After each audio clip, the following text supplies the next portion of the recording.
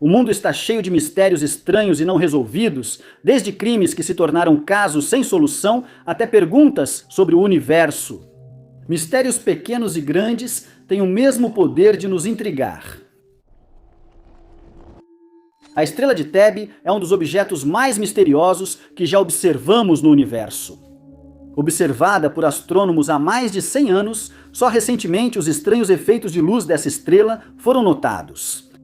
Eles seguem misteriosos, com explicações que vão de nuvens de poeira a tecnologia extraterrestre. A estrela de Tebe está localizada a 1470 anos-luz da Terra, na constelação de Cisne. Ela é invisível sem telescópio e, inicialmente, não se destaca entre as estrelas próximas. Só com observações extensas é que algo misterioso foi notado. Em 2015, cientistas cidadãos estavam analisando dados do telescópio espacial Kepler da NASA como parte do projeto Planet Hunters. O objetivo era localizar possíveis exoplanetas, planetas que orbitam estrelas além do Sol. Esses planetas não podem ser detectados diretamente, mas ao passarem diante da estrela-mãe, provocam leve escurecimento. Esse escurecimento podia ser detectado, e era isso que os participantes do Planet Hunters buscavam ao analisar os dados.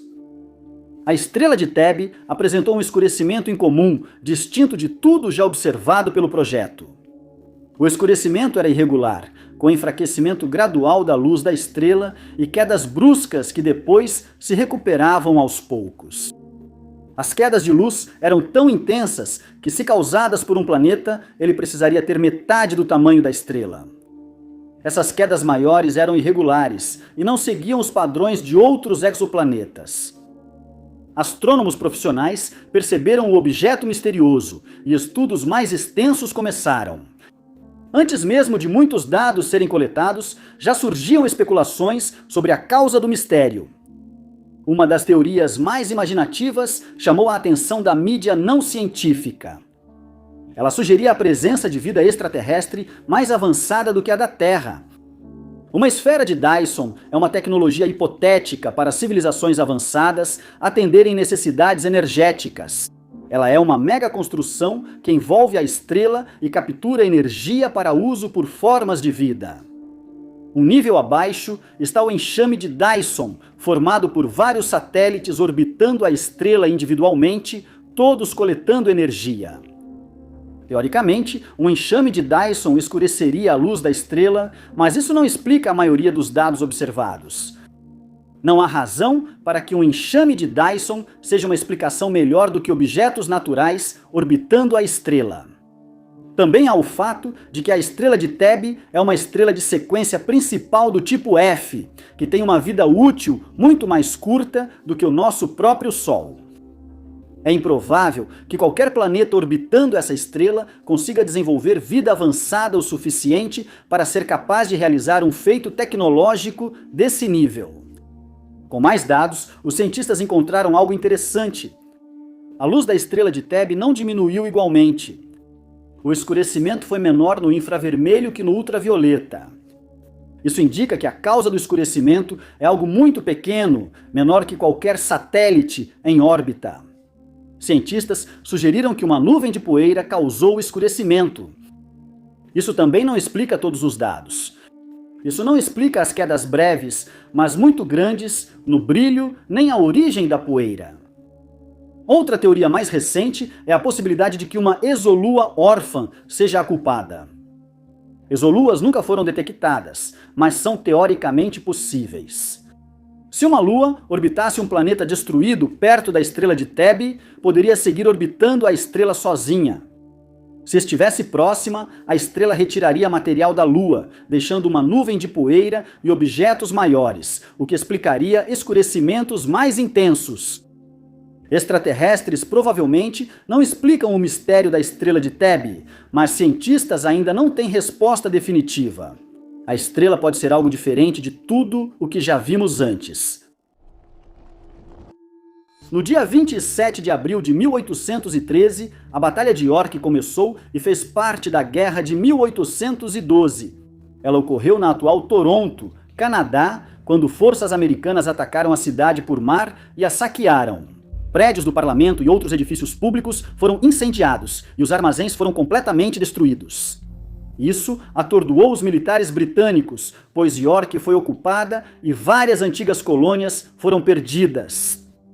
Isso não agradou aos britânicos e em 1814 eles decidiram se vingar. Mas, em vez de atacar York como esperado, decidiram atacar Washington, capital dos Estados Unidos.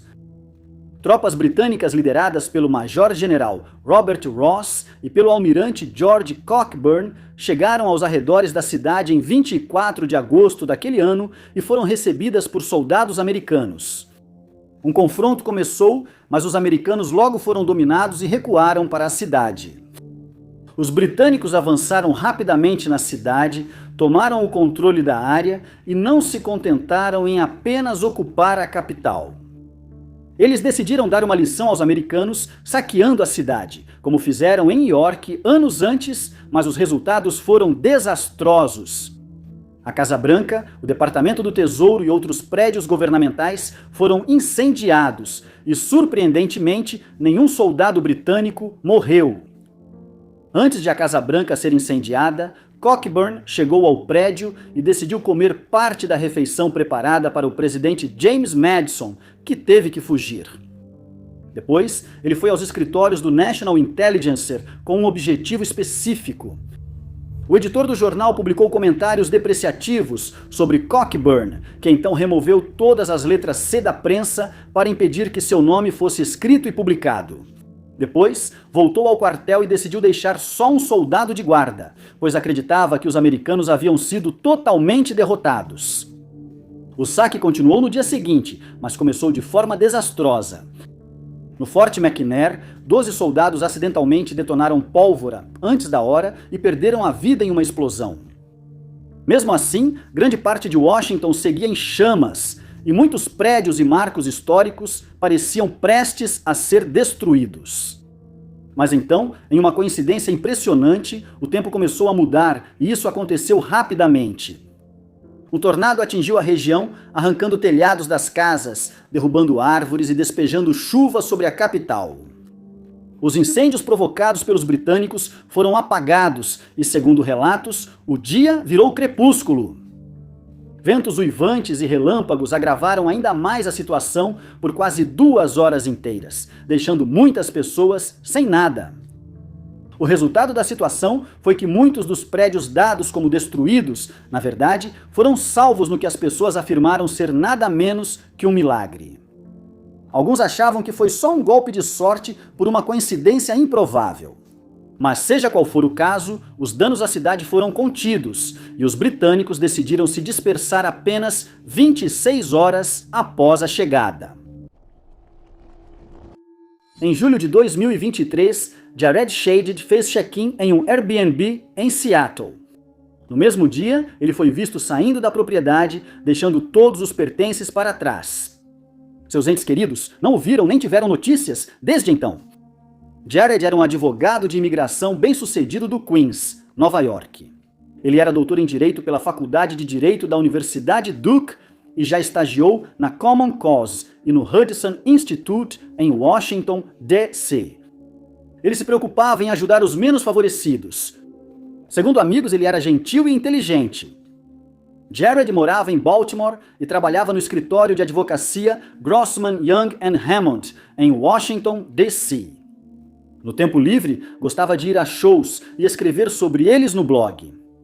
Ele gostava de escrever e, segundo amigos, trabalhava em um livro.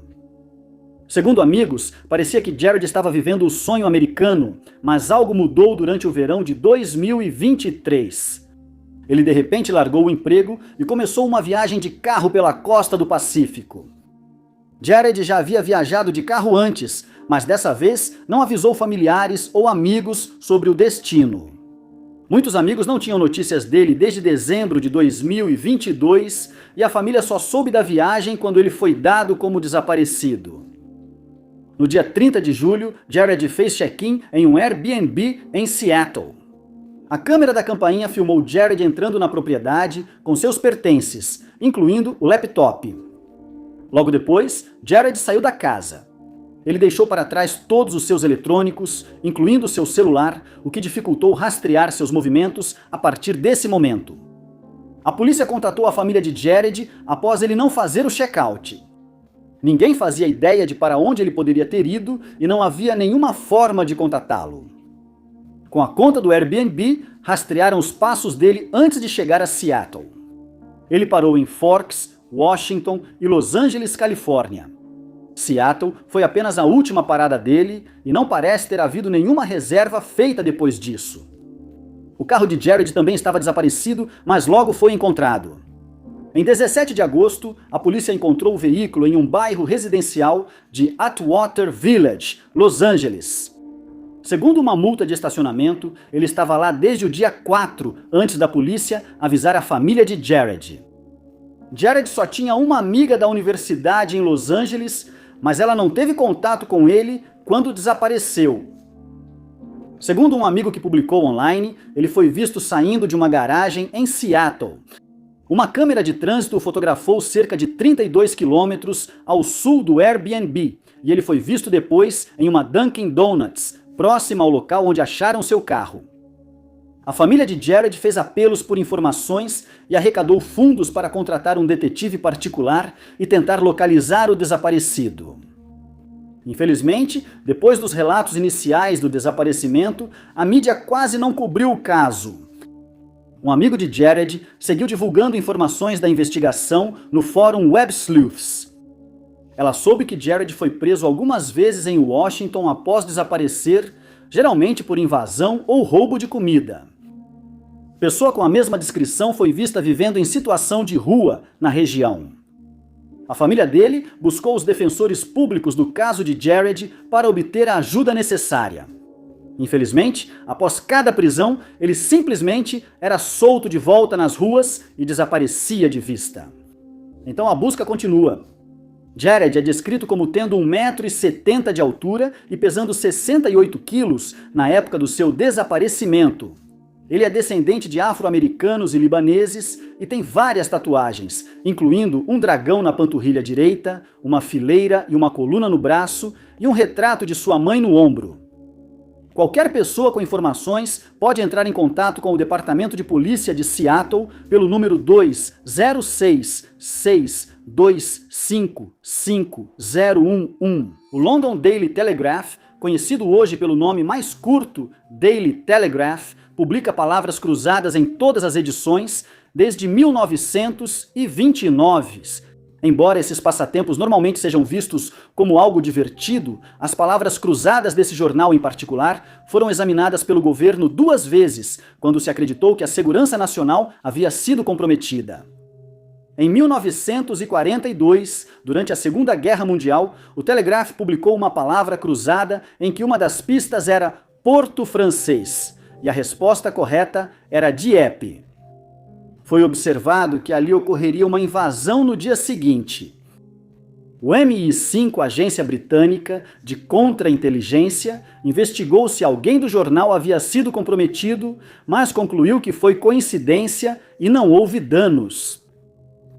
2 anos depois, uma das datas mais importantes de toda a Segunda Guerra Mundial chegaria. O planejamento da invasão do dia D já avançava quando, em 2 de junho, o Telegraph publicou mais um de seus crucigramas. Um oficial da inteligência britânica pegou um exemplar e decidiu resolver o quebra-cabeça. Para sua surpresa, ele percebeu que a resposta para a 17 vertical era Utah, e isso imediatamente lhe causou preocupação. A invasão ocorreria em 2 meses, e a praia a ser tomada pela 4ª Divisão de Infantaria Americana tinha o codinome Utah. Mas ele achou que era só coincidência. Ele respondeu e seguiu com o quebra-cabeça, mas não conseguia deixar de sentir que a resposta foi colocada no jornal por algum motivo específico, como transmitir informações ao exército alemão. Ele resolveu ver as cruzadinhas publicadas nos dias e semanas anteriores e ficou consternado ao encontrar as respostas Juno, Gold e Sword. Essas eram palavras código para pontos de invasão dos aliados dos Estados Unidos. Nas semanas que se seguiram antes da invasão acontecer, a cruzadinha causou mais uma comoção. No dia 22 de maio, havia a pista Pele Vermelha, no Missouri, e a resposta era Omaha. Uma semana depois, havia a pista Peixão, e a resposta era Overlord. Nos dias 30 de maio e 1º de junho, respectivamente, as pistas foram O arbusto é o centro das revoluções do berçário, e Britânia e ele seguram a mesma coisa, cujas respostas eram Mulberry e Netuno. Todas essas palavras eram códigos para certos aspectos da invasão. Desta vez, as autoridades tinham certeza de que não era coincidência. Eles achavam que alguém tentava alertar o governo alemão sobre a invasão, transmitindo informações secretas por palavras cruzadas de jornal há semanas. O MI5 retirou de circulação todas as edições do Telegraph de 1º de junho e decidiu falar com Leonard Dahl, o criador dos enigmas e diretor da Strand School, em Eppingham, Surrey.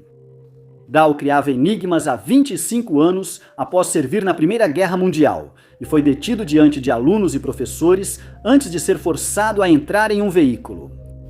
Revistaram sua casa e escritório e ele foi interrogado por dias. Dahl afirmou depois que tinha certeza de que morreria, pois seus interrogadores eram muito agressivos e o acusavam de traição. Ele insistiu que não sabia nada sobre a invasão do dia D e acabou sendo liberado após o sucesso da invasão. Foi determinado que a correlação entre as respostas e a invasão era apenas uma coincidência e que Dahl realmente não fazia ideia de que estava inadvertidamente publicando palavras código militares secretas. Em algum lugar no fundo do mar, ao largo da costa do sul da Inglaterra, está um navio do século XVII que foi apelidado de Eldorado do Mar.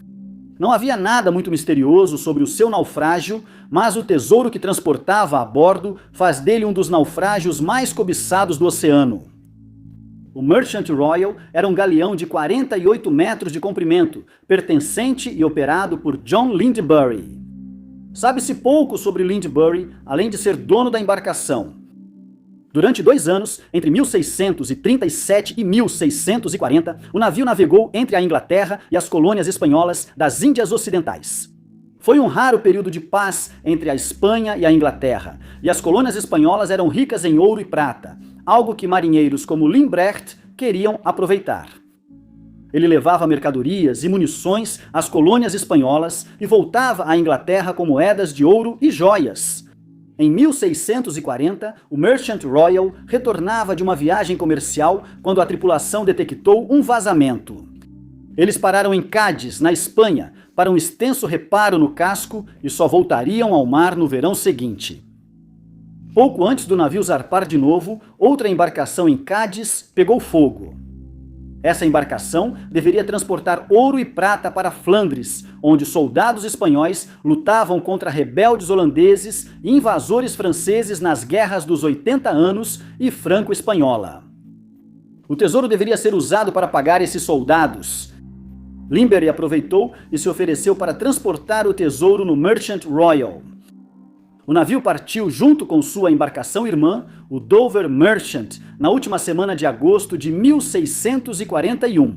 Infelizmente, o vazamento no casco reapareceu.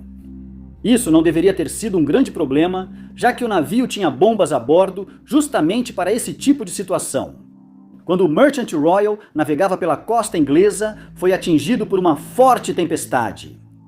As bombas pararam e o navio começou a embarcar mais água.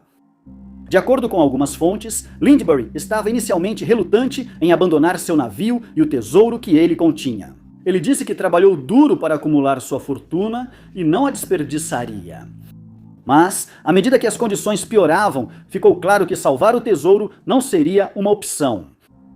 Ele atirou com um canhão do Merchant Royal, atraindo a atenção do Dover Merchant. O navio irmão resgatou os marinheiros em apuros, enquanto o Merchant Royal e seu tesouro afundaram no fundo do oceano. Desde então, caçadores de tesouros tentam localizar os destroços do navio naufragado. As estimativas do valor do tesouro a bordo variam muito.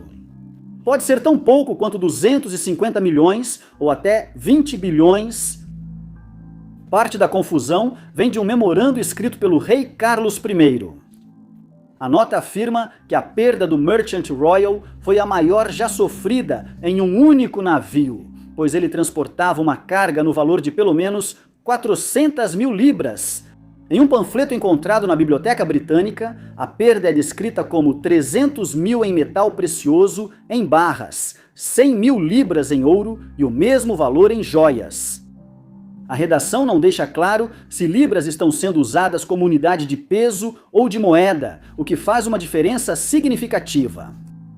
Independentemente do valor dos metais preciosos e do ouro, isso ainda atrai caçadores de tesouros. Em 2007, especulou-se que mergulhadores americanos do projeto Black Swan haviam encontrado o naufrágio, mas isso foi confirmado como não sendo o caso. Em 2019, pescadores da Cornualha encontraram uma âncora que parecia corresponder ao tipo usado pelo Merchant Royal, mas nunca foi confirmado que era dessa embarcação. Por enquanto, o navio ainda não foi encontrado. Wade McCluskey Jr. nasceu em Buffalo, Nova York, em 1902. 25 anos depois, ele se formou na Academia Naval dos Estados Unidos e em apenas 3 anos conseguiu se tornar navegador. Durante seu tempo nas Forças Armadas, ele completou várias missões e serviu em diferentes instalações em terra. Em abril de 1941, durante a Segunda Guerra Mundial, ele se tornou o comandante do Esquadrão de Combate 6 e, mais tarde, o comandante do grupo aéreo da Enterprise. Nessa época, o ataque a Pearl Harbor garantiu a entrada das Forças Armadas dos Estados Unidos na guerra. E em junho de 1942, McCluskey e 32 bombardeiros de mergulho receberam uma tarefa muito específica e perigosa. Eles receberam a ordem de sobrevoar o Oceano Pacífico em busca dos porta-aviões da Kido Butai, que pertenciam à Marinha Imperial Japonesa, e destruí-los, se possível. Eles receberam coordenadas específicas onde a frota poderia ser encontrada e o grupo partiu para cumprir sua missão. Logo perceberam que estavam perdidos, pois a frota já havia partido ou receberam informações erradas. McCluskey viu um contratorpedeiro japonês indo para o Nordeste e supôs que ele buscava os porta-aviões, então resolveu segui-lo. Ele não tomou a decisão levianamente, pois desobedecia ordens e o grupo de aviões já tinha pouco combustível devido ao desvio feito. Ele também optou por não se comunicar por rádio, temendo que fosse interceptado. Depois, ele percebeu que pedir mais instruções pelo rádio não adiantaria, pois ninguém em seu porta-aviões sabia da realocação da frota japonesa. McCluskey e seus homens voaram para o sudoeste em busca da frota e passaram pelas coordenadas originais fornecidas. Mais tarde, ele afirmou ter sentido a presença do Kido Butai, acreditando que o ataque anterior o atrasou e forçou a frota a mudar de curso. Ele supôs corretamente que a frota tinha virado para Nordeste para contra-atacar os navios de superfície dos Estados Unidos e seguiu nessa direção. Então veio o momento mais improvável dessa história. McCluskey e seus companheiros pilotos avistaram o Kido Butai e se prepararam para um tiroteio. 3 porta-aviões, o Kaga, o Akagi e o Soryu, apareceram à vista e inacreditavelmente, justamente quando eles se preparavam para atacar, os 3 porta-aviões precisaram recarregar suas armas, dando a McCluskey e seus homens a oportunidade perfeita para atacar. Um esquadrão do USS Yorktown chegou exatamente no momento certo e todos os 3 porta-aviões foram atacados com precisão. O Akagi e o Kaga foram ambos abandonados e o Soryu foi afundado. Todo o ataque durou apenas alguns minutos e a Marinha Japonesa perdeu 3 de seus porta-aviões mais valiosos graças a uma improvável sequência de coincidências. McCluskey afirmou que ele e sua equipe não fizeram nada especial, apenas confiaram no treinamento e na intuição para cumprir a missão. Mas não há dúvida de que a coincidência teve algum papel nesse incidente. Um dos mistérios mais estranhos dos últimos anos ocorreu em uma pequena vila de pescadores na costa caribenha da Venezuela. Para alguns moradores, parecia intervenção divina. Outros suspeitavam de conspiração. A verdade segue sem explicação. De acordo com reportagens, a história do misterioso ouro de Guaca começou com um pescador chamado Yelman Leres. Leres vivia em Guaca, uma pequena vila de pescadores na costa norte da Venezuela. Em dezembro de 2020, durante a descoberta, a vila enfrentava dificuldades. A crise econômica na Venezuela afetou fortemente a comunidade, dificultando o acesso à comida para muitos e suas famílias.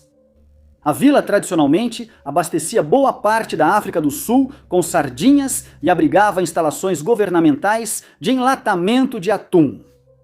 Essas instalações haviam sido fechadas e o alto custo do combustível dificultava pescar. Isso tornou a descoberta de ouro ainda mais incrível.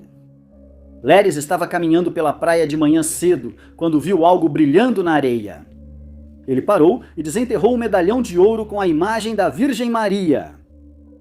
Leres levou o medalhão para casa e contou a descoberta à família. Logo, o resto da aldeia ficou sabendo do misterioso objeto dourado.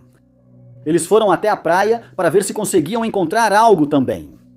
Em breve, descobriram que o medalhão de Leres não era o único a ser encontrado.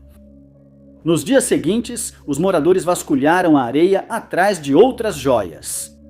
Segundo o New York Times, alguns dormiram na praia à noite para proteger o pedaço de areia que reivindicaram durante a busca. Quase todo mundo na vila saiu com pelo menos um item de ouro. A maioria encontrou pequenos anéis, mas outros descobriram brincos, medalhões e correntes de ouro.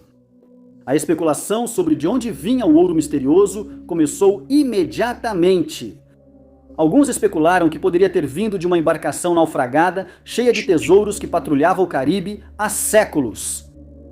Existiam histórias suficientes sobre piratas para sugerir que um desses navios fosse a fonte. Se uma tempestade ou onda gigante tivesse soltado um baú de tesouro, isso explicaria porque só agora ele vinha à tona. Outros eram mais céticos sobre a origem. Foi sugerido que o governo venezuelano pode ter deixado os itens na praia na esperança de que isso pudesse parar os protestos que estavam acontecendo na época. Alguns viram isso como um presente divino, ainda mais porque coincidiu com o retorno das sardinhas às águas locais após 4 meses de ausência. A maioria dos moradores da vila não se importava muito com a origem do ouro. Os itens foram rapidamente vendidos em cidades e vilarejos vizinhos, alguns por até $1.500. Os moradores de Guaca usaram o dinheiro para comida, combustível e reparos muito necessários. Como quase todos os itens foram vendidos rapidamente, quase não houve chance de teste. O New York Times pediu um teste em um elo e uma corrente de ouro encontrados. Os resultados mostraram que o item provavelmente foi feito na Europa em meados do século XX, descartando as histórias de um tesouro pirata dos séculos 17 e 18.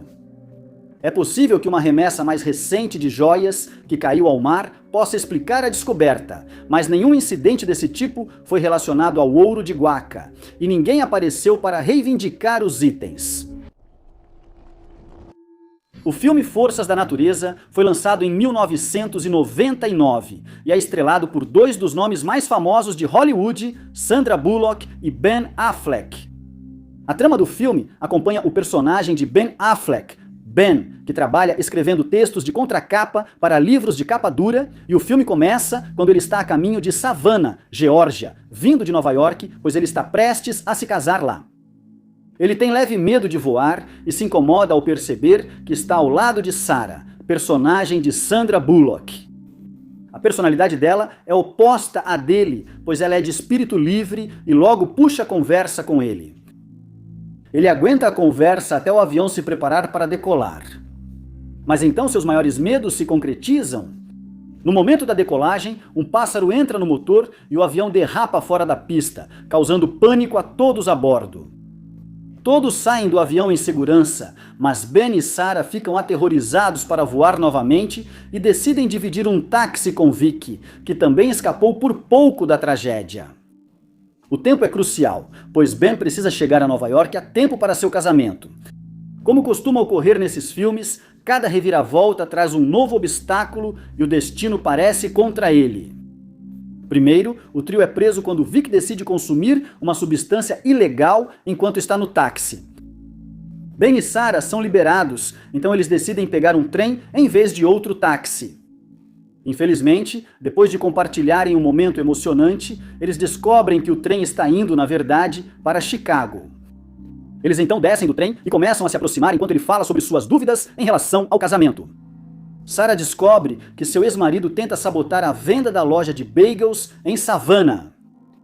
Ela pede para Ben fingir ser seu marido quando eles chegarem lá, e ele concorda, já que o dinheiro da venda da parte dela da loja seria dado ao filho dela, de quem ela estava afastada.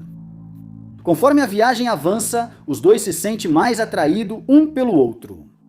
Ao encontrarem o padrinho de Ben e a dama de honra da noiva, os dois passam a ser suspeitos de estar tendo um caso. A atração só aumenta, e em certo momento, Ben afirma que está preparado para cancelar o casamento, mas, quando o dia chega, ele muda de ideia e se casa com sua noiva. Sarah vai embora em silêncio e depois reencontra o filho. É um filme previsível, que não teve sucesso nas bilheterias, mas se destaca por uma coincidência marcante. Em dezembro de 2000, pouco mais de um ano após o lançamento de Forças da Natureza, Bullock foi ao aeroporto de Jackson Hole, Wyoming, para passar o Natal com seu namorado Bob Schneider. Ela viajava em um jato corporativo Hawker bimotor quando, ao se aproximar da pista, o piloto errou por causa das condições perigosas e confundiu as luzes do solo com as da pista. O avião se desalinhou da pista e, ao tocar o solo, derrapou para fora do asfalto como no filme. Ninguém se feriu, mas a imprensa logo destacou como era improvável isso acontecer com os atores no filme e depois na vida real. Cientistas afirmam que conhecemos mais a superfície de Marte do que o fundo dos Grandes Lagos, o maior sistema de lagos de água doce da Terra. Ao tentar mudar isso em um projeto de mapeamento em 2022, os cientistas se depararam com algo misterioso e inesperado. Cientistas trabalhavam em uma área federal protegida no Lago Michigan, famosa por dezenas de naufrágios. O projeto visava mapear os naufrágios e fornecer informações para a melhor gestão da área. Mas o que os cientistas encontraram foi algo diferente de tudo o que já tinham visto no Lago Michigan. Eram grandes depressões arredondadas no leito do lago que se estendiam por quilômetros. As depressões não pareciam feitas pelo homem, mas isso não ajudava a identificar o que eram. Novas explorações forneceram mais dados sobre as depressões aos cientistas, mas a causa exata ainda é desconhecida. Foram encontradas cerca de 40 depressões na área, mas cientistas acreditam que existam ainda, mas não mapeadas. Elas tinham entre 90 e 180 metros de diâmetro e formavam uma linha de um ponto cerca de 22 quilômetros a sudeste de Sheboygan, Wisconsin, seguindo ao sul até Port Washington. Acredita-se que esses buracos não sejam novidade, mas é interessante notar que caçadores de naufrágios que trabalhavam na área relataram ter avistado os buracos mais ou menos na mesma época que os cientistas. Há teorias sobre o que essas depressões são, sendo a principal a de dolinas. Dolinas foram encontradas no vizinho Lago Huron em 2001 e se parecem com as formações encontradas no Lago Michigan. Elas se formam da mesma maneira que as dolinas em terra firme. A água subterrânea erode lentamente o leito de calcário ao se mover pela área. Isso cria cavernas e grutas subterrâneas que aumentam com o tempo. Com o tempo, a rocha entre as cavernas e o lago afina tanto que não suporta o peso acima, causando o desabamento do teto. Cientistas encontraram sal e enxofre infiltrando-se no Lago Huron pela água subterrânea. Não é suficiente para impactar todo o lago, mas contribui para o ambiente extremo nas próprias dolinas. Cientistas ainda não acharam provas de água subterrânea entrando no Lago Michigan por essas dolinas, mas isso pode ser descoberto futuramente. Há algumas outras sugestões sobre o que essas depressões podem ser, incluindo cicatrizes esculpidas por geleiras durante a última era do gelo, ou uma cratera formada pela ressurgência de água de baixo, ou ainda a liberação de gases de hidrocarbonetos presos. Enquanto os cientistas tentam desvendar o mistério geológico das depressões, também existe um mistério sobre que formas de vida podem estar escondidas nelas. As depressões são profundas, não recebem luz solar e são muito frias. Mas os cientistas já descobriram camarões opossum de água doce, pequenos peixes e uma espécie invasora de mexilhões vivendo ali no escuro. Nos sumidouros do lago Huron, 2 tipos diferentes de bactérias formaram uma relação simbiótica única entre si. Não há evidências disso no lago Michigan, mas cientistas esperam encontrar vida microbiana interessante na água daqui. Estudos detalhados sobre a vida aqui podem revelar como era a vida primitiva nos oceanos da Terra há bilhões de anos. Como mencionado antes, as chances de ser atingido por um raio ou ganhar na loteria são extremamente baixas. Imagine que esses 2 eventos ocorram com alguém ao longo da vida.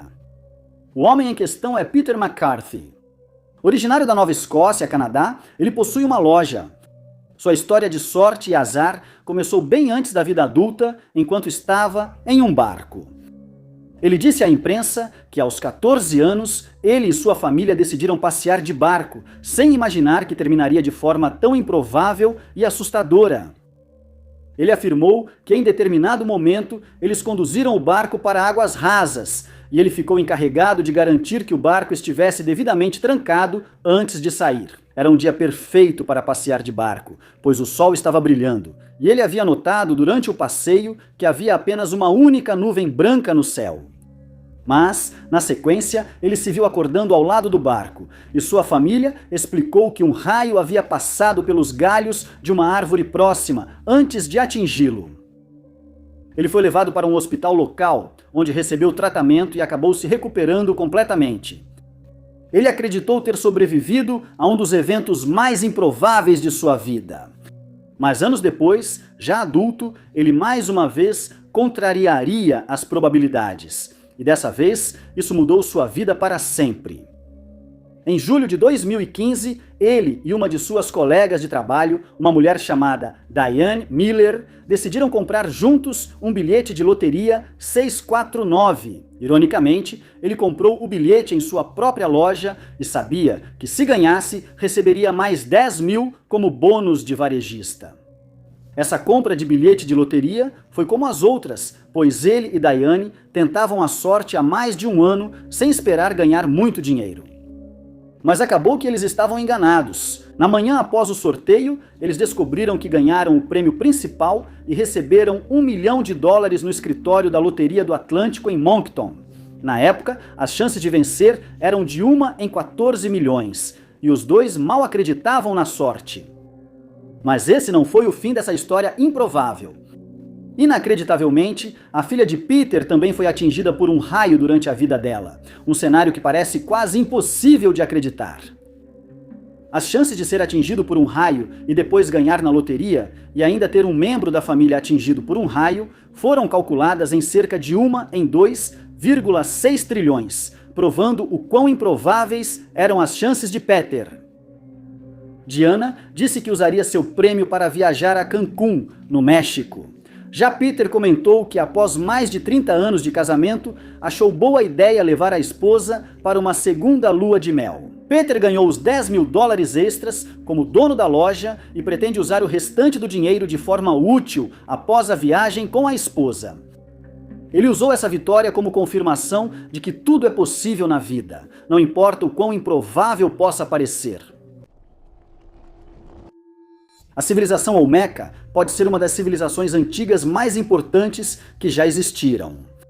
Alguns historiadores antigos creem que ela pode ter sido uma cultura-mãe das civilizações posteriores da Mesoamérica. Mas muito pouco se sabe sobre os próprios Olmecas atualmente. Parte da razão para esse mistério é a aparente ausência de um sistema de escrita. O primeiro sistema de escrita confirmado da Mesoamérica foi a escrita zapoteca, datada entre 500 e 600 a.C. Isso ocorreu no fim do auge Olmeca, quando os zapotecas ganharam destaque e os Olmecas declinavam. Sem nenhuma escrita deixada pelos Olmecas, é difícil entender sua cultura, costumes e história além da influência que tiveram sobre as civilizações futuras. Mas, na década de 1990, escavações, no que antes era o coração dos Olmecas, sugeriram que eles podem ter deixado algum tipo de escrita. O primeiro desses a ser mencionado na literatura acadêmica foi descoberto em 1997 ou 1998. O trabalho de escavação em San Andrés produziu um objeto único. Era um selo cilíndrico com tamanho aproximado ao de um punho. Símbolos foram entalhados no selo e arqueólogos sugerem que servia para imprimir em tecido. Ao ser rolado na tinta e no papel, surgia a imagem de um pássaro com um funil saindo da boca. O funil lembra os balões de fala modernos, pois conduz a símbolos. Arqueólogos creem que os símbolos podem significar 3 Ajá, uma data do calendário sagrado de 260 dias e talvez o nome de um governante. O cilindro é de cerca de 650 a.C., algumas décadas antes da primeira escrita zapoteca. A descoberta não era um sistema de escrita completo, mas indicava símbolos que transmitiam significados na época dos Olmecas. Alguns anos após a revelação do selo de San Andrés, um artefato ainda mais antigo foi descoberto. A descoberta ocorreu durante obras em uma estrada, não em escavação arqueológica. Trabalhadores acharam um bloco de serpentinita. Uma das faces estava desgastada, lisa e levemente côncava. Nesse lado liso, símbolos foram entalhados na superfície. Foram identificados 62 símbolos na rocha chamada Bloco de Cascajal, em homenagem à vila onde foi achada. Alguns símbolos se repetiam, totalizando 30 caracteres únicos representados. Esses variavam desde representações muito claras de coisas vistas no mundo real, como insetos, peixes e milho, até sinais mais abstratos. O sistema de escrita não seguia colunas, diferentemente de outros sistemas de escrita mesoamericanos. Em vez disso, poucos símbolos eram agrupados e aparentavam ser lidos na horizontal. Como esses grupos se relacionam entre si, se é que se relacionam, é desconhecido. Foi difícil datar o artefato. Arqueólogos estimaram a data em cerca de 900 a.C., usando fragmentos de cerâmica dos mesmos escombros. Outros contestaram. O bloco foi achado em escombros de escavadeira, não em escavações arqueológicas, o que dificulta saber como se relacionava com outros escombros. Mas geólogos examinaram o bloco e identificaram intemperismo nas inscrições. A escrita é antiga, embora não saibamos sua data exata. Os símbolos do bloco de Cascajal são distintos dos sistemas de escrita mesoamericanos posteriores. Sem nada para comparar, é impossível para os historiadores modernos determinar exatamente o que está escrito. O fato de apenas um único artefato ter sido descoberto também torna impossível dizer se isso é realmente uma escrita ou algo muito mais simples. A chance de artefatos serem achados em futuras escavações indica que o mistério da escrita olmeca pode ser resolvido um dia. As chances de ganhar qualquer grande loteria em qualquer lugar do mundo são extremamente pequenas, e a maioria de nós nunca vai experimentar a alegria de ganhar uma quantia de dinheiro que muda a vida. De acordo com as estatísticas mais recentes, as chances de ganhar na loteria Powerball dos Estados Unidos são de aproximadamente 1 em 292 milhões. As chances de ganhar na loteria Mega Millions são ainda menores, sendo de 1 em 302 milhões. Como a chance de ser atingido por um raio em algum momento da vida é de 1 em 1.200.000, fica claro o quão improvável é ganhar na loteria. Mas um casal desafiou essas probabilidades em dezembro de 25. Esse caso estranho começou em 2018, quando o casal Richard Davis e Faye Stevenson Davis decidiu jogar na loteria Euro Millions Millionaire Maker.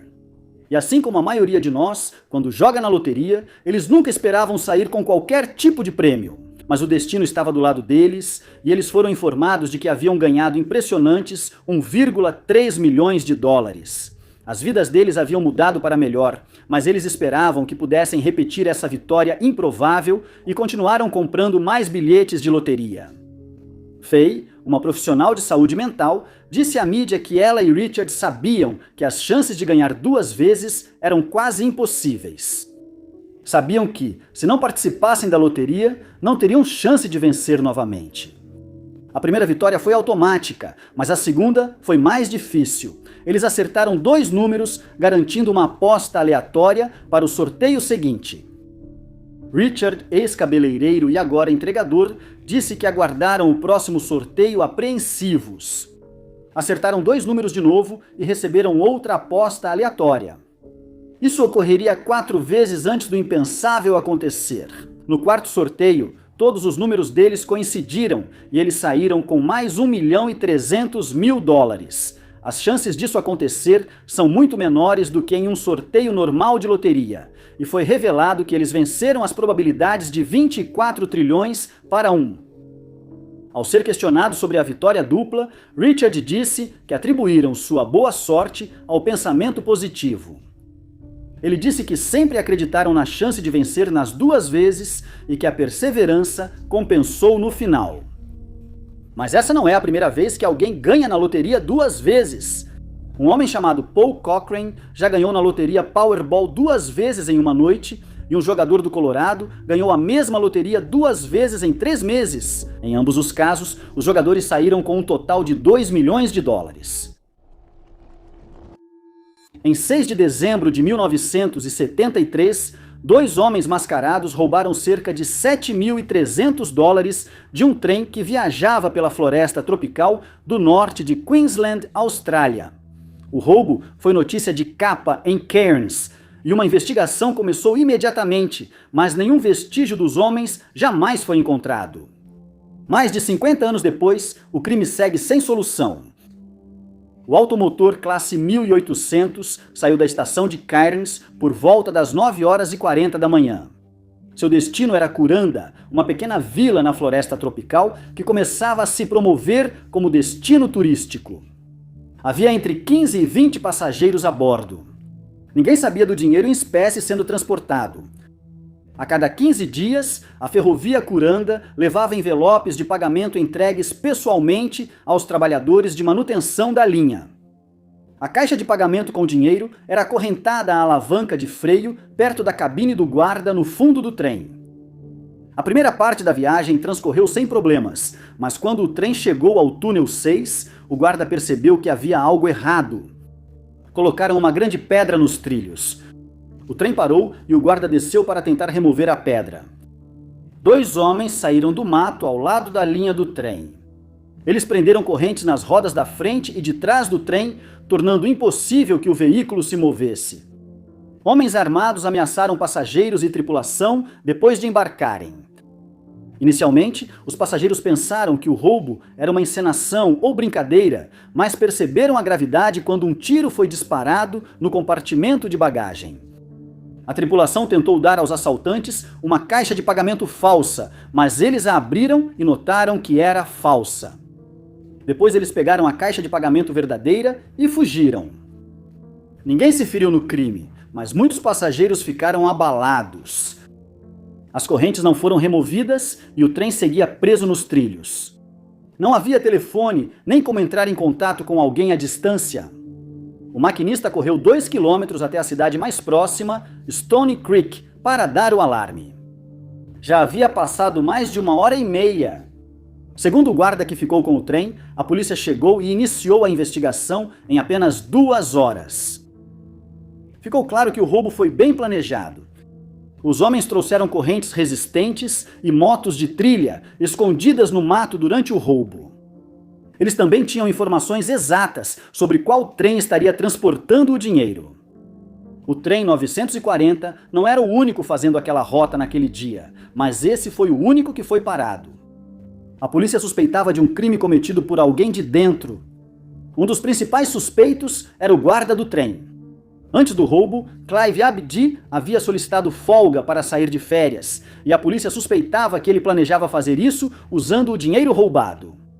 Abdi só planejava ir para Townsville e nunca houve indício de que recebeu dinheiro. Ele negou envolvimento no roubo e não havia provas que o ligassem ao crime.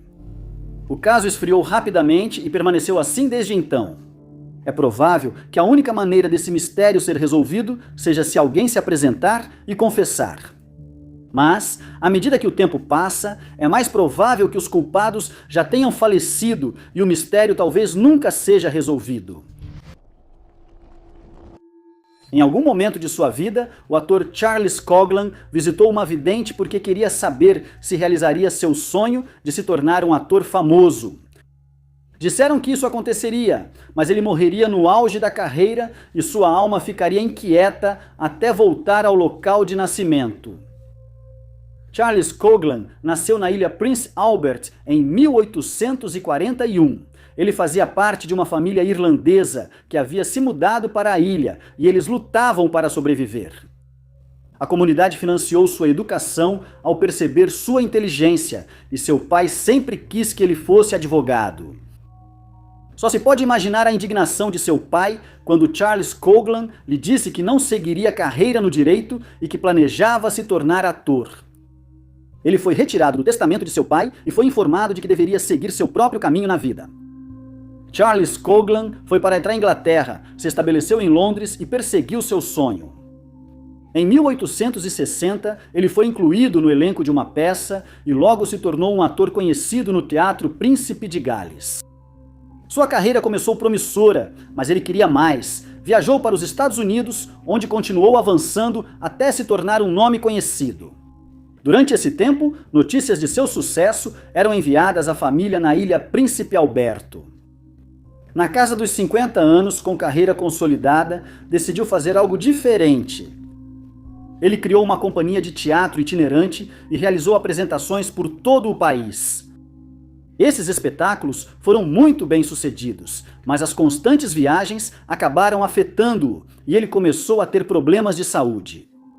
Ele foi diagnosticado com gastrite, mas não deixou que isso o impedisse de se apresentar, o que foi ruim.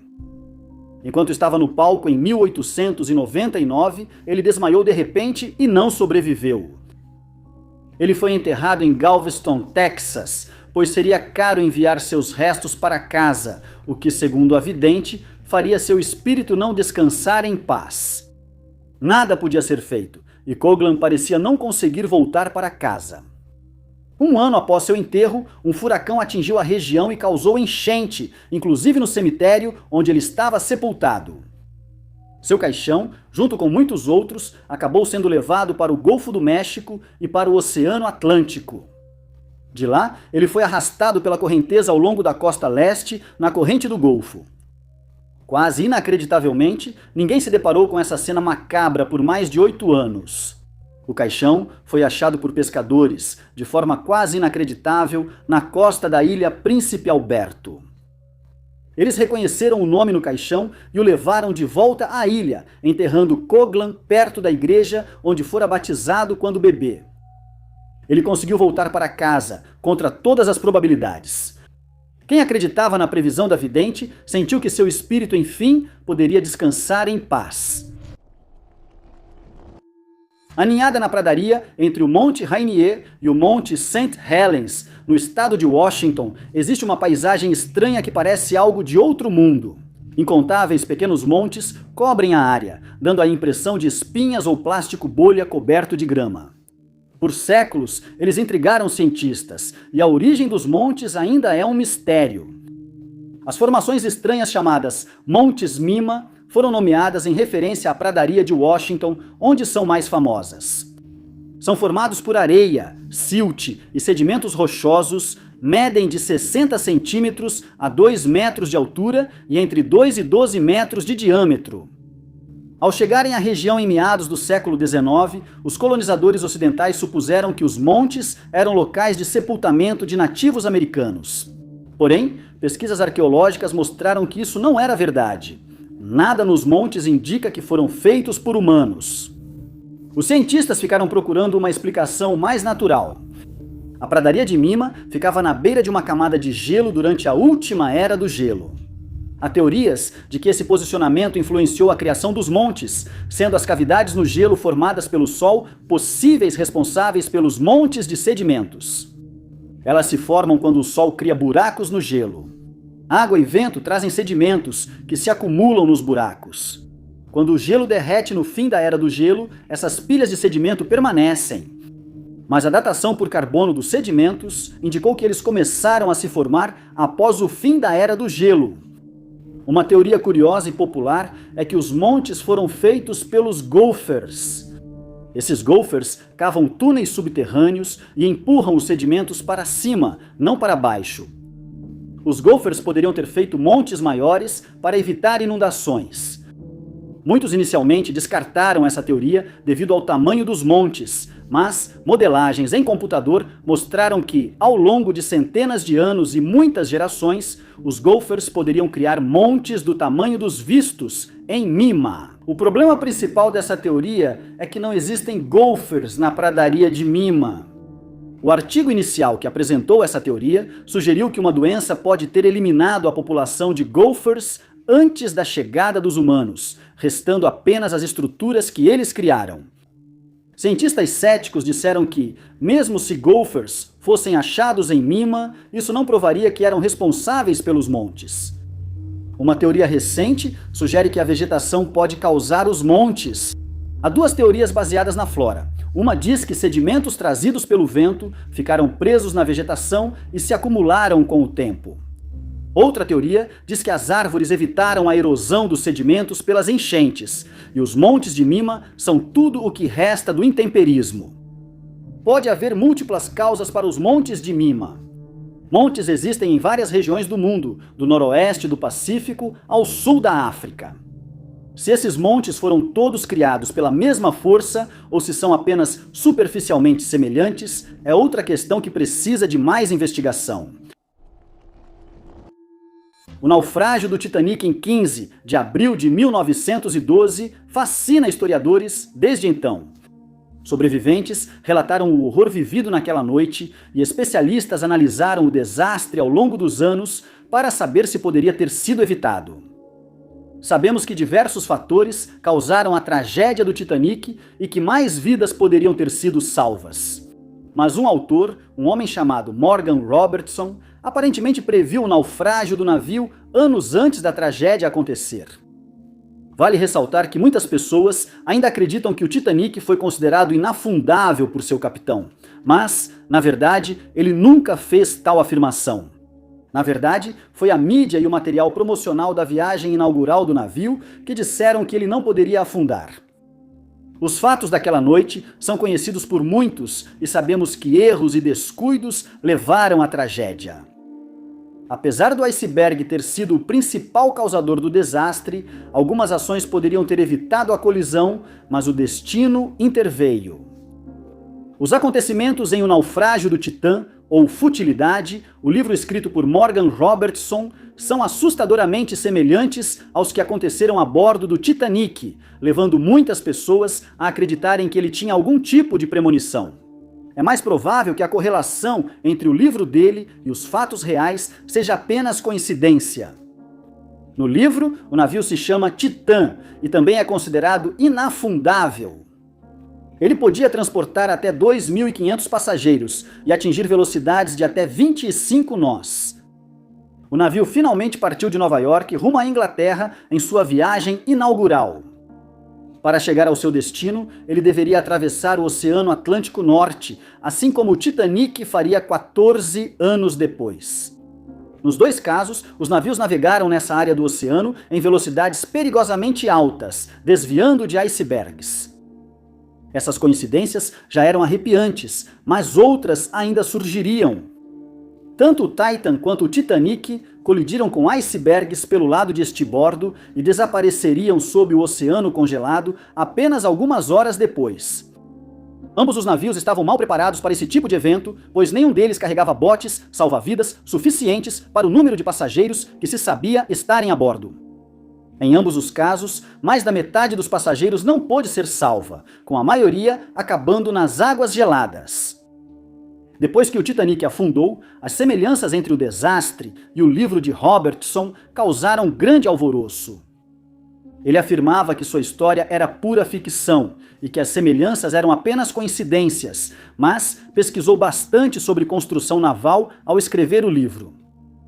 Usando esse conhecimento e muita imaginação, ele escreveu uma história que seria vista como quase profética, 14 anos depois.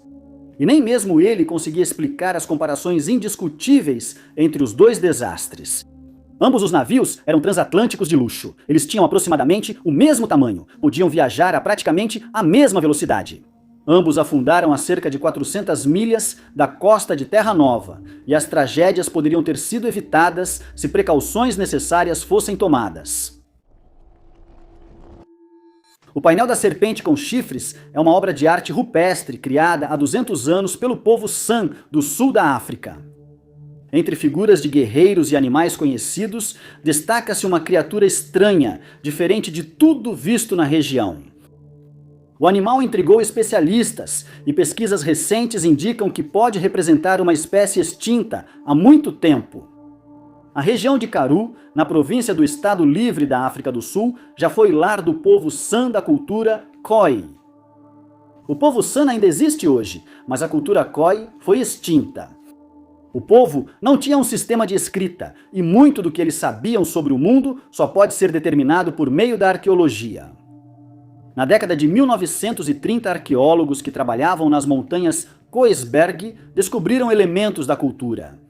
Entre os artefatos encontrados, havia arte rupestre que retratava guerreiros Isizulu lutando contra o povo Sothosuana. Ao lado da cena, há uma coleção de animais, incluindo uma criatura desconhecida. Essa criatura, chamada animal com presas, possui corpo curvado. Membros dianteiros, traseiros, cauda e cabeça pequena são visíveis. Duas presas curvadas para baixo saem da cabeça. O animal vivo mais parecido com ele é a morsa, mas esses não eram animais que o povo San teria encontrado. O painel da serpente com chifres teve pouca atenção na época. E só em 2024, um novo estudo tentou identificar que animal era aquele. Especialistas afirmam que a obra deveria retratar uma criatura da chuva. Na cultura Khoi, os povos San entravam em transe como parte dos rituais de chuva. Durante esses transes, viajavam ao reino espiritual, capturavam criaturas da chuva e as traziam ao mundo dos vivos. Acreditava-se que o animal com presas era uma dessas criaturas, mas era improvável que fosse algo criado puramente pela imaginação do artista. Pesquisadores disseram que o povo San não representava criaturas imaginárias em sua arte. Algumas criaturas eram uma mistura de outros animais, como cobras, cães ou humanos com presas. Mas não havia nenhum animal óbvio na qual a misteriosa criatura com presas se baseasse. Pelo menos, não havia nenhuma criatura viva. O Disonodonte é um animal extinto há muito tempo que viveu na mesma época dos dinossauros. Ele era ancestral dos mamíferos atuais, mas se parecia mais com os répteis que dominavam a Terra na época. Eles também viviam onde hoje é a África do Sul. Muitos fósseis foram encontrados na região de Karoo, incluindo fósseis de Disonodontes. Na verdade, fósseis da criatura extinta podem ser achados perto do painel da serpente com chifres. De acordo com os pesquisadores, a criatura misteriosa parecia com a imagem que alguém poderia ter feito de um Disonodonte apenas a partir de seus restos fossilizados. Os pontos na criatura talvez façam referência às protuberâncias da pele mumificada preservada até hoje. Se for um Disonodonte, é sua representação mais antiga conhecida. O Disonodonte foi descrito pela ciência pela primeira vez em 1845. As marcas identificadoras nos escudos retratados na arte rupestre datam a obra entre 1821 e 1835, o que significa que ela definitivamente antecede a descoberta. Apesar dos argumentos convincentes, não é possível afirmar com certeza que o animal extinto é o que está sendo retratado. Não há outros exemplos da criatura com presas na arte San, mas essas peças ainda podem estar esperando para serem descobertas. O rei Luís XVI da França assumiu esse título aos 19 anos de idade, após a morte de seu pai. Ele e Maria Antonieta se casaram quando ele tinha só 15 anos e, por fatores do casamento, ficou muito inseguro e sua autoconfiança foi seriamente abalada. Avançando para julho de 1789, temos a tomada da Bastilha, que deu início à Revolução Francesa. 3 meses depois, Versalhes também foi invadido por uma multidão enfurecida, e a família real não teve escolha a não ser fugir, pois ficou claro que provavelmente não sobreviveriam a menos que escapassem para o Palácio das Tulherias. Eles chegaram em segurança, mas logo se cansaram de ficar confinados no palácio e se sentiram como prisioneiros, não como realeza. Eles decidiram que precisavam deixar Paris de algum jeito.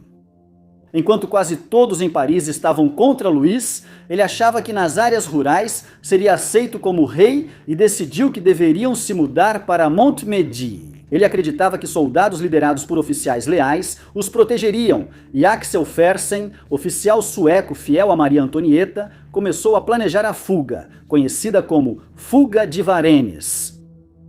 Por volta da meia-noite do dia 20 de junho de 1791, eles começaram sua jornada. Luís foi orientado a usar um casaco e chapéu normalmente usados pelo Chevalier de Courny, que visitava o casal algumas vezes por semana. Os filhos estavam todos vestidos com roupas de menina e a governanta, que iria com a família, foi instruída a agir como aristocrata russa. Maria Antonieta fingiria ser a governanta e deveria vestir-se inteiramente de preto, enquanto Luís se passaria por criado do grupo. O plano era o rei e a rainha viajarem em carruagens separadas, enquanto o restante do grupo seguia o mais rápido possível em carruagens leves. Mas Maria Antonieta recusou e insistiu que todo o grupo viajasse junto. Após passarem pelos guardas no portão da cidade, Fersen se juntou a eles em uma carruagem pesada, puxada por até 6 cavalos. Nesse momento, já estavam atrasados para encontrar os escoltas militares responsáveis por sua segurança, e Luís pediu a Fersen que deixasse o grupo. Em certo momento, trocaram de cavalos para confundir possíveis perseguidores, mas a Guarda Nacional já sabia da fuga. Como o comboio estava horas atrasado, os escoltas militares presumiram que o plano havia sido abandonado e não cumpriram a parte deles no plano. O grupo viajava bem mais devagar que o previsto, e quando um arreio da carruagem quebrou, houve ainda mais atraso. Então, enquanto trocavam os cavalos, Luís achou que seria uma boa ideia conversar com alguns moradores locais, e acabou sendo reconhecido. A notícia sobre a rota deles foi enviada adiante, e ao serem parados, o chefe dos Correios, Jean-Baptiste Drouet, reconheceu Luís e Maria Antonieta. Ele enviou um aviso para Varennes, e quando o grupo chegou, um homem idoso reconheceu o rei e instintivamente fez uma reverência para ele, selando de vez o destino dele e o da rainha. Ambos foram presos e julgados por traição, sendo considerados culpados, e graças a essa infeliz sequência de coincidências, nunca mais recuperaram a liberdade. O cinturão de Kuiper é um dos locais mais misteriosos do Sistema Solar.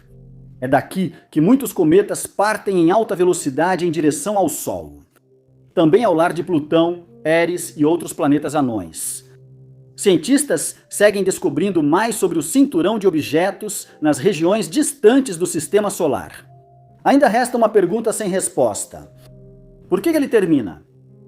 O estudo do cinturão de Kuiper ajudou cientistas a entender a formação do Sistema Solar. O anel de corpos gelados começa em torno da órbita de Netuno, a 30 unidades astronômicas de distância do Sol. No início do Sistema Solar, essas bolas de gelo e rocha ficavam bem mais perto do centro, assim como Netuno e outros gigantes.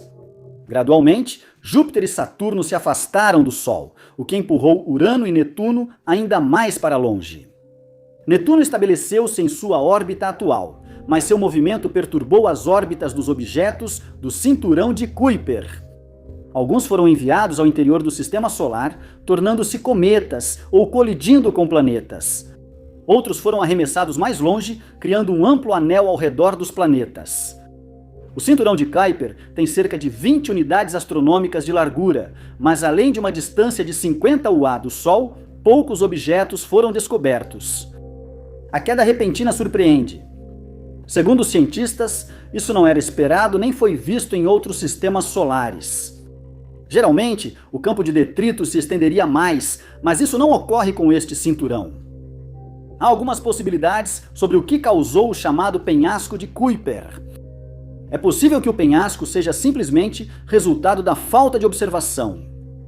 Cientistas enviaram satélites para o cinturão de Kuiper e novas informações sobre essa área estão sendo constantemente enviadas de volta para a Terra. Mas isso ainda está extremamente distante e cobre uma vasta região do espaço.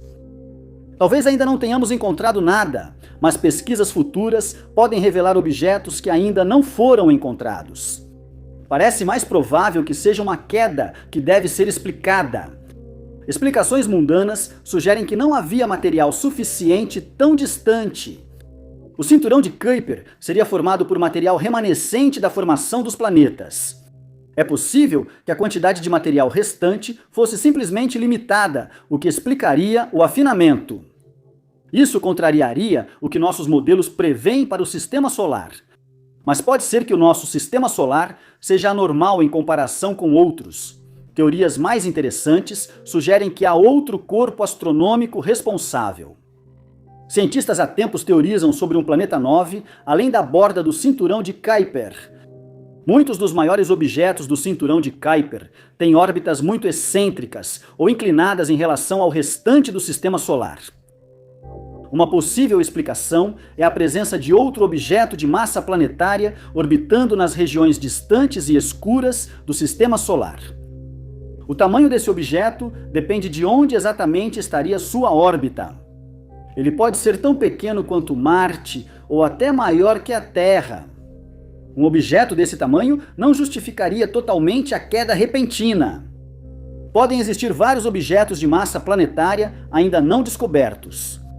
Um deles pode ser mais semelhante aos gigantes de gelo do que a Terra. Assim como Netuno, que causa a borda interna do cinturão de Kuiper, esse misterioso planeta X pode ser responsável pelo limite externo. O ataque a Pearl Harbor, que aconteceu em 7 de dezembro de 1941, foi uma grande surpresa, apesar do fato de que a inteligência dos Estados Unidos já antecipava que um ataque provavelmente ocorreria em algum momento.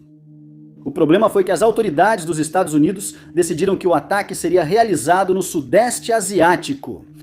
E enquanto a maioria de nós aprendeu que o ataque aconteceu sem qualquer aviso, a realidade é que vários alertas foram enviados sobre o ataque, mas eles nunca chegaram aos seus destinos devido a uma série improvável de coincidências. Antes do ataque, o Japão já tinha uma aliança com a Alemanha. Os Estados Unidos buscavam neutralidade na Segunda Guerra Mundial e ainda mantinham relações diplomáticas com o Japão. Mas a neutralidade dos Estados Unidos ficou ameaçada quando o embaixador Max Bishop, que primeiro esteve em Osaka e depois em Tóquio, soube de um ataque iminente ao território americano, especialmente a Pearl Harbor. Sem que Bishop soubesse, o plano ainda estava no início e o ataque só ocorreria 11 meses depois. Ele logo percebeu que precisava agir com as informações que tinha reunido. Mais tarde, ele diria que soube disso pelo ministro peruano, que preferiu não revelar suas fontes.